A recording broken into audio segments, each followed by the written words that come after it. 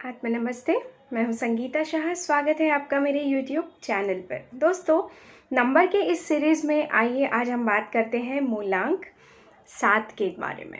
जी हाँ दोस्तों, मूलांक 7 अपने आप में एक बहुत ही अनोखा नंबर है। मैं तो कहूँगी कि ये एक बहुत ही स्पेशल नंबर है मूलांक 7। वो क्यों? वो इसलिए क्योंकि मूलांक 7 जो नंबर है वो है मोक्ष का नंबर। अगर आपको ये नंबर 7 इस जन्म में अगर मिला है तो इसका साफ साफ यही अर्थ है कि स्वयं परमात्मा आपको मोक्ष के राह पे आगे बढ़ाना चाहते हैं। तो आइए देखते हैं मूलांक 7 कौन से तिथियों में जन्मे जातकों को मूलांक 7 प्राप्त होता है। तो पहला तो होता है प्योर 7 नंबर, कोई भी महीने की 7 तारीख को।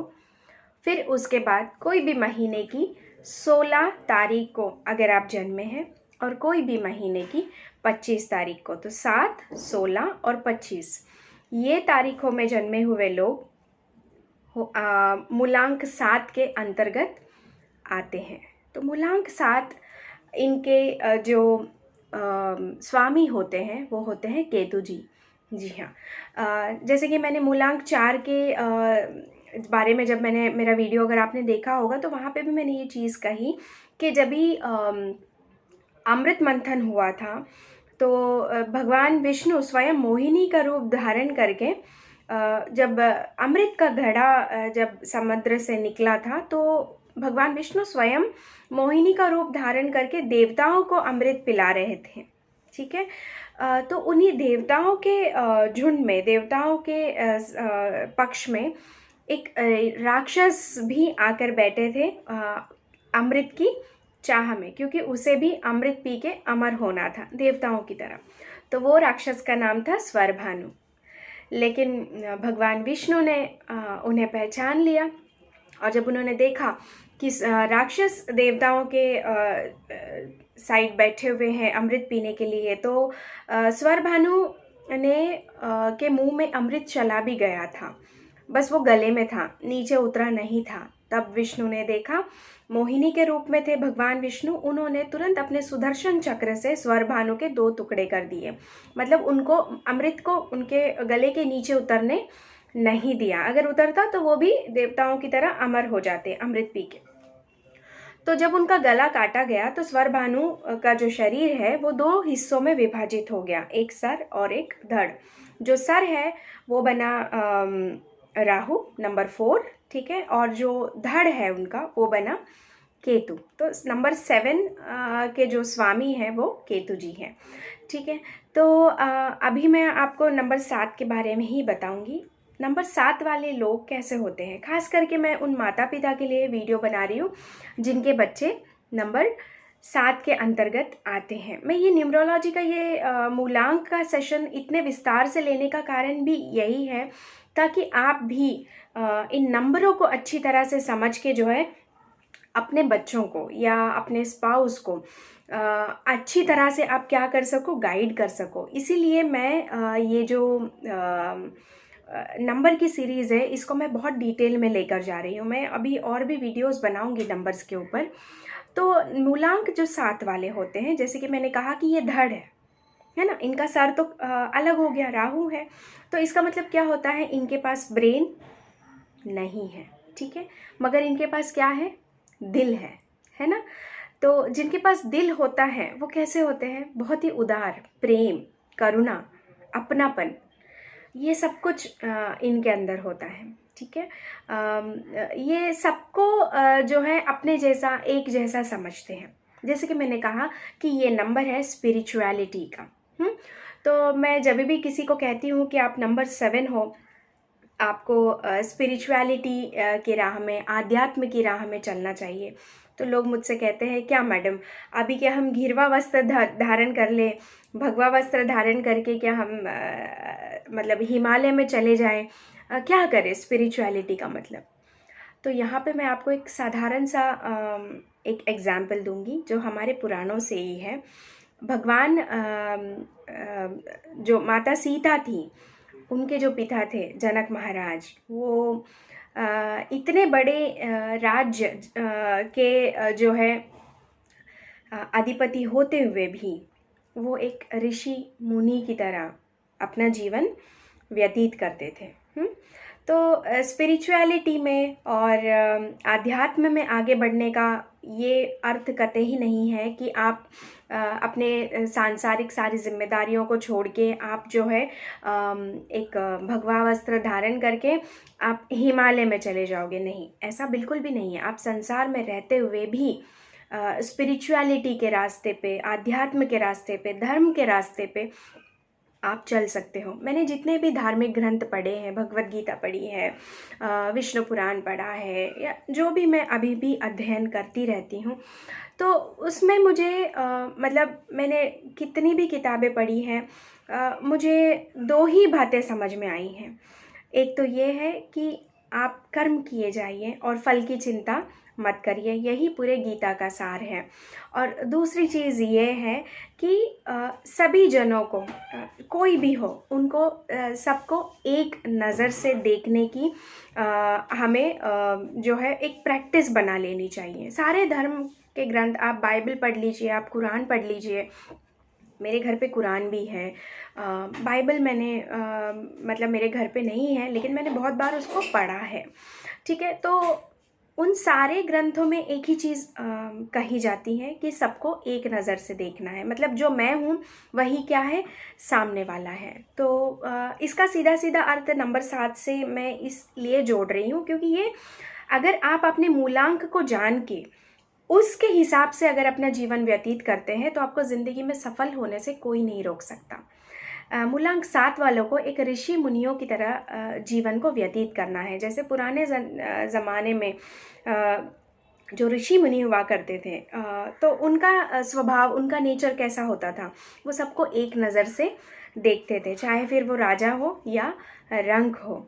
ठीक है, अगर उनके आश्रम में राजा आते थे तो भी वहीं पे विराजते थे। सबके अतिथियों के विराजने की जगह वो सेम होती थी। चाहे उनके आश्रम में कोई साधारण व्यक्ति अपनी समस्या लेकर आया है तो भी वो उसी जगह पे उनको बैठाते थे। ये कभी नहीं, उनके आश्रम में कभी ये डिफ्रेंशिएशन नहीं होता था कि एक राजा का जगह है तो यहाँ आप मत बैठो, ऐसा कुछ नहीं। उनके यहाँ पे हर एक कास्ट के, हर एक जाति के बच्चे पढ़ने आते थे और वो सभी को, जैसे वो राजकुमारों को कोई स्पेशल ट्रीटमेंट नहीं देते थे, राजकुमारों को भी उतना ही कष्ट करना पड़ता था और वैसा ही जीवन जीना पड़ता था जैसे कि एक साधारण कुल के बालक को वहाँ पे जीवन व्यतीत करना पड़ता था। इसीलिए ऋषि कुल का बहुत ही महत्व था, क्योंकि वहाँ पे बच्चों को समानता सिखाई जाती थी। तो इस तरह से एक ऋषि की तरह हमें जीवन जीने की कोशिश करनी चाहिए, धर्म के रास्ते पर चलने की कोशिश नंबर 7 वालों को अधिक करनी चाहिए, ताकि उनके जीवन में उनको बहुत अच्छी सफलता मिले।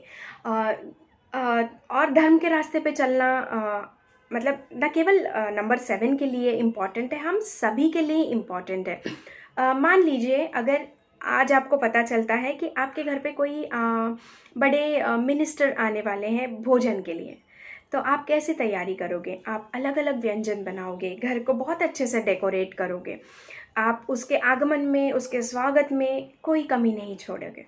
और वही मान लीजिए कि कोई साधारण व्यक्ति आपके घर में आने वाला है जो आपका बहुत दूर का रिश्तेदार है, या इतना ज़्यादा उसका रसूख नहीं है, इतना ज़्यादा वो पॉपुलर नहीं है, या कम प्रभाव वाला व्यक्ति है, तो आप उसके लिए कैसी तैयारियां करेंगे? सौ तैयारियां करेंगे। तो अगर आप एक मंत्री के लिए और एक साधारण व्यक्ति के स्वागत में जब आपकी तैयारियां एक जैसी हो, तो इसका अर्थ है कि आप एक ऋषि मुनि की जीवन जी रहे हैं। आप सबको समभाव से देखना आपने सीख लिया है। जीवन का सबसे बड़ा सार यही है कि सबको समभाव से देखो। कहते हैं ना कि दूसरों के बारे में केवल उतना ही कहो जितना आप अपने लिए सुन सकते हो। तो ये थी थोड़ी इन्फॉर्मेशन न केवल नंबर 7 के लिए, लेकिन ये हम सबके जीवन को एक अच्छी तरह से जीने के लिए ये एक बहुत ही महत्वपूर्ण कला है। अगर ये कला, ये शैली अगर आपने अपने जीवन में सीख ली तो आपको जीवन में कोई भी पराजित नहीं कर सकता, कोई भी आपको आपके जीवन में नीचा नहीं दिखा सकता। तो नंबर 7 वाले जैसे कि मैंने कहा कि इनका हेड नहीं होता, तो इनके पास ना आंखें हैं, ना कान है, ना मुंह है, ना कुछ भी नहीं है, ठीक है।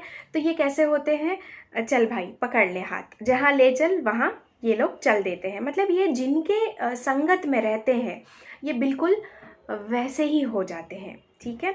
तो नंबर 7 क्या है, जो है ये एक धुआं है ना, परछाई है ना, तो धुआं है ये। तो नंबर 7 वाले कैसे होते हैं, नंबर 7 वाले जो होते हैं वो बड़े ही इमिटेटिंग होते हैं। मतलब 7 नंबर के बच्चों के माता पिता के लिए ये मैं एक बहुत ही अच्छा संदेश देना चाहूँगी। ये अगर आपने समझ लिया तो आप आपके नंबर 7 वाले बच्चे को बहुत अच्छे से गाइड कर सकते हैं। एक सिंपल शब्दों में मैं ये कहूँगी, अगर ये एक अच्छे चोर के साथ रहेंगे तो ये एक बहुत ही उम्दा चोर बन के निकलेंगे। तो इनकी कंपनी कैसी है, इनके इर्द गिर्द लोग कैसे हैं, इनकी दोस्ती कैसी है, ये कैसे लोगों के साथ उठते बैठते हैं, बचपन से आपको इस चीज़ का ध्यान रखना है। क्योंकि ये जिन लोगों के साथ रहते हैं उनके जैसे बनने की कोशिश करते हैं और बन भी जाते हैं, क्योंकि इनकी अपनी कोई सेंस नहीं है ये, और ये हमेशा अपने दिल को फॉलो करते हैं, ठीक है। तो ये इस प्रकार के होते हैं। नंबर 7 वाले जो होते हैं वो जैसे कि मैंने कहा कि धुआं प्लैनेट है, तो ये कभी भी एक जगह नहीं टिकते हैं। मतलब इनके लाइफ में कुछ भी परमानेंट नहीं होता। जैसे ये बहुत देर तक एक जगह पे बैठे नहीं रह सकते हैं, इनके घर बहुत फ्रीक्वेंटली बदलते हैं, इनके जॉब्स बहुत ज़्यादा फ्रीक्वेंटली बदलते हैं। इनको है ना एक अजीब सी बेचैनी, इनकम्प्लीटनेस हमेशा महसूस होती है, क्योंकि इनका जीवन जो इस जन्म में ये आए हैं तो ये मोक्ष प्राप्त करने के लिए आए हैं, क्योंकि ये भगवान ने स्वयं इनको ये नंबर दिया है। इसलिए मैं कहती हूँ नंबर 7 बहुत ही स्पेशल है। तो ये जब तक इनके जीवन में एक अच्छा गुरु ना मिले तो ये हमेशा बड़े ही बेचैन रहेंगे, कुछ भी करेंगे।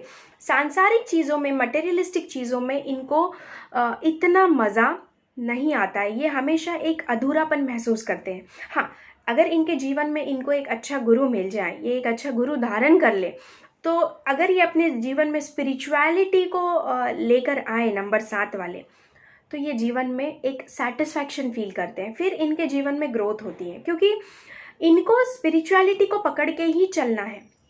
तो ये जीवन में बहुत अच्छा करेंगे। जैसे कि मैं कहूँ फिज़िक्स में जैसे एक लॉ है, आपके कर्म बहुत अच्छे होने चाहिए। नंबर 7 वालों को अपने कर्मों पे बहुत ध्यान देना है, क्योंकि अपने पिछले कर्मों को धोने के लिए ही भगवान ने इस बार इनको नंबर 7 दिया है, ये पक्की बात है।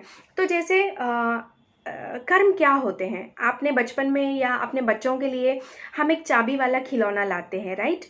तो जैसे हम वो चाबी उस खिलौने में भरते हैं इस तरह से, ठीक है। तो वो चाबी भरना क्या होता है, वो एक पोटेंशियल एनर्जी है। अगर हम फिजिक्स की भाषा में बोले तो वो एक पोटेंशियल एनर्जी है, जब हम उसे चाबी भर रहे हैं, ठीक है। तो कर्म क्या है, हमारे पोटेंशियल एनर्जी है, और जब एक बार चाबी पूरी तरह से भर जाती है फिर पोटेंशियल एनर्जी काइनेटिक एनर्जी में क्या हो जाती है, कन्वर्ट हो जाती है। फिर वो खिलौना खेलने लगता है या उसकी एक्टिविटी करने लगता है।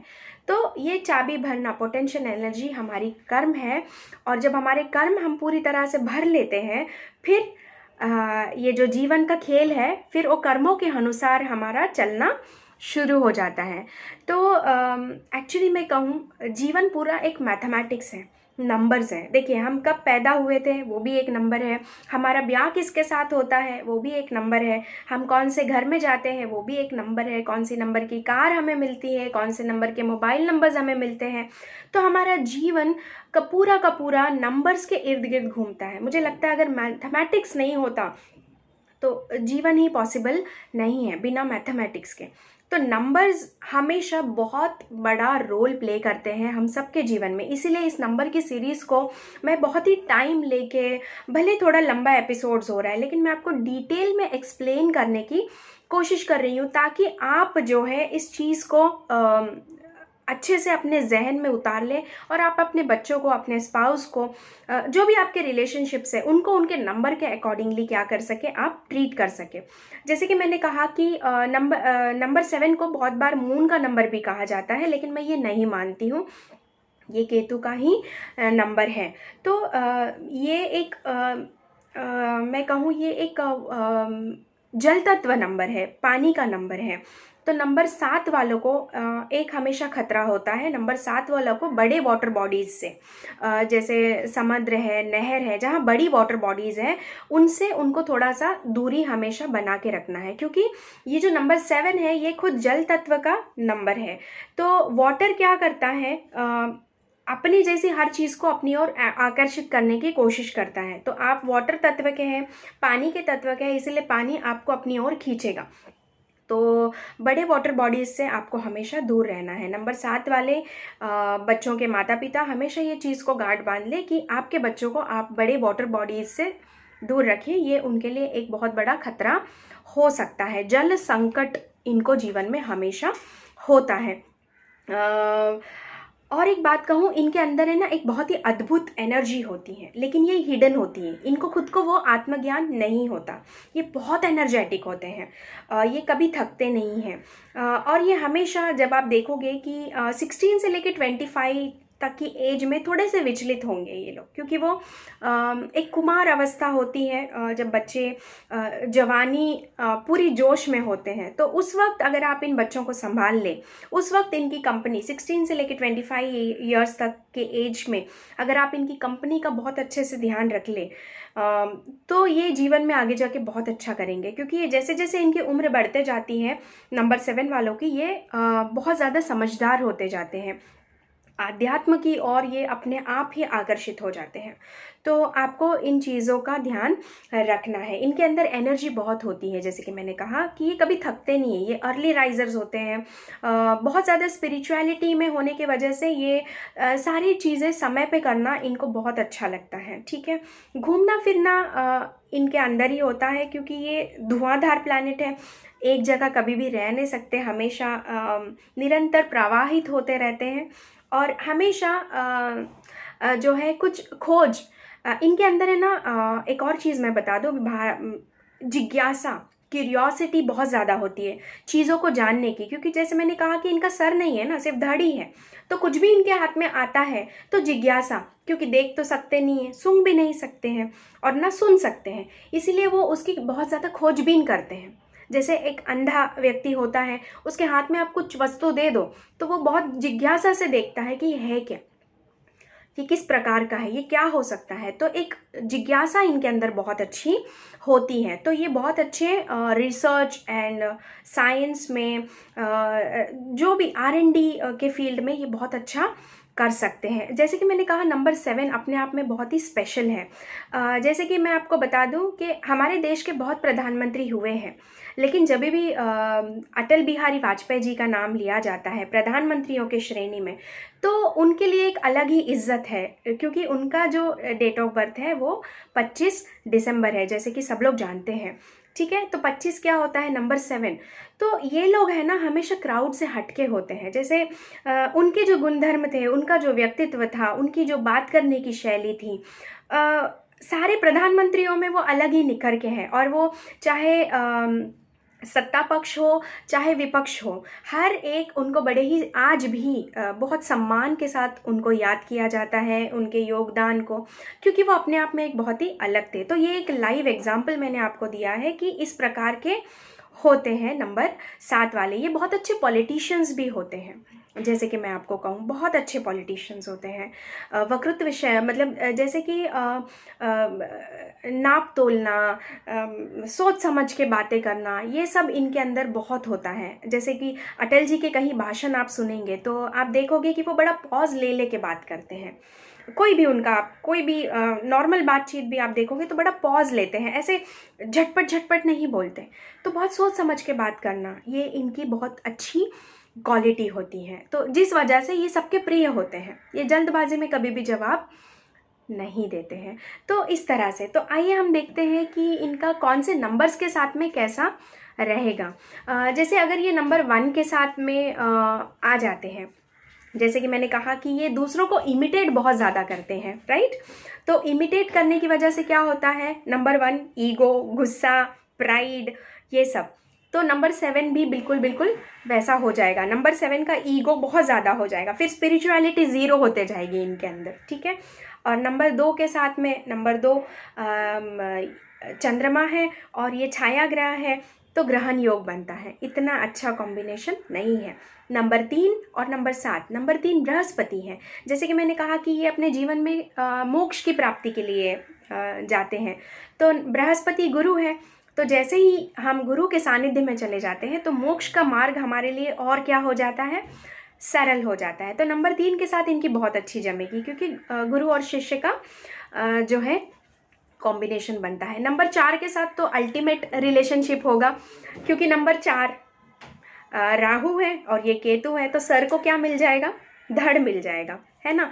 तो वो अपने आप में बहुत कंप्लीट महसूस करेंगे। नंबर 4 और नंबर 7 मतलब कब के बिछड़े हुए हम आज यहाँ आके मिले, बिल्कुल इस तरह का एक गाना पिक्चराइज हो सकता है।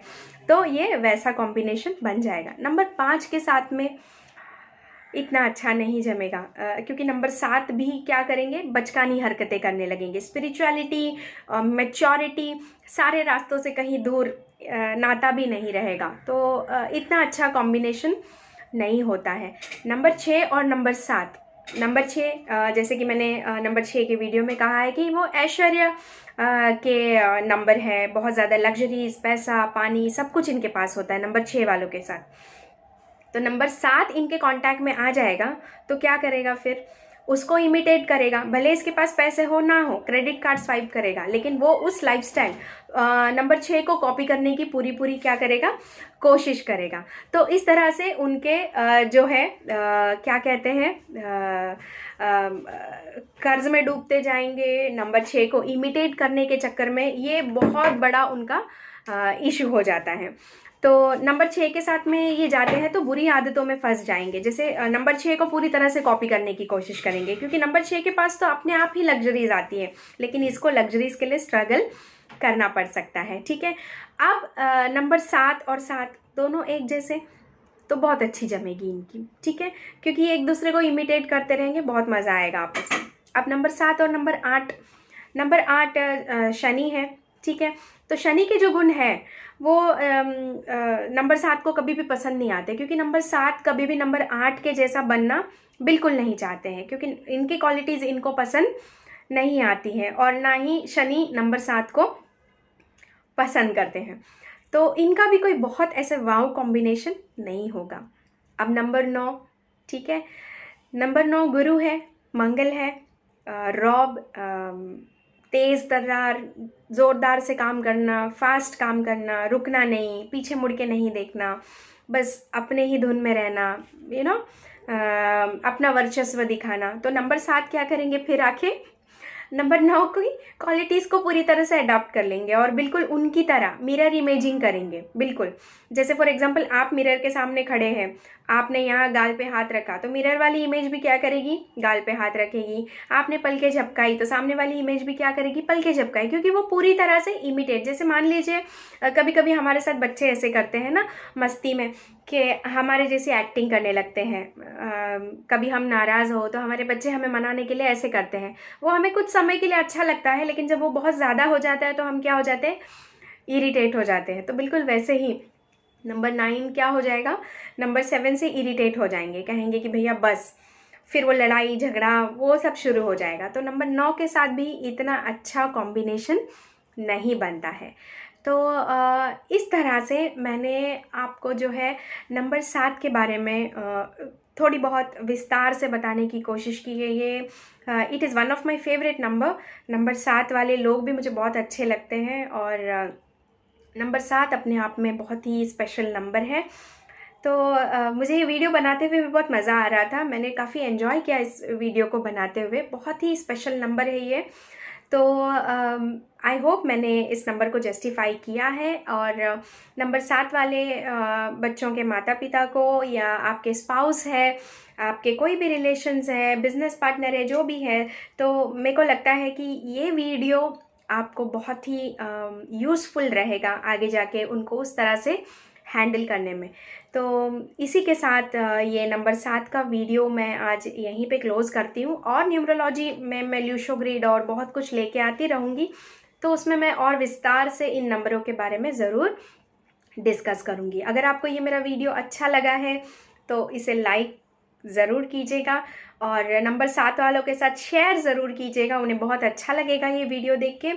और अगर अभी तक आपने मेरे चैनल को सब्सक्राइब नहीं किया है तो प्लीज़ सब्सक्राइब ज़रूर करिएगा। तो इसी के साथ आत्म नमस्ते। अगले वीडियो में मैं लेकर आऊँगी नंबर 8 के लिए। तो तब तक के लिए खुश रहिए। आत्म नमस्ते।